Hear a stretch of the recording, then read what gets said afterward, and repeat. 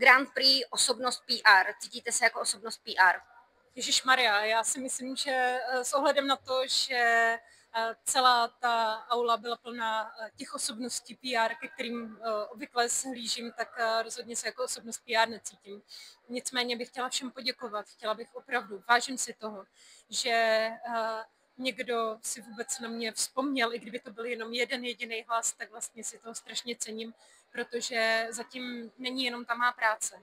Je zatím hromada lidí, hrdinů a hrdinek, obětí domácího násilí, kteří se svěřili nám se svými příběhy, kteří se nebáli promluvit a postavili se vlastně do čela těch všech lidí, těch 22% lidí v naší populaci, kteří to domácí násilí prožívají.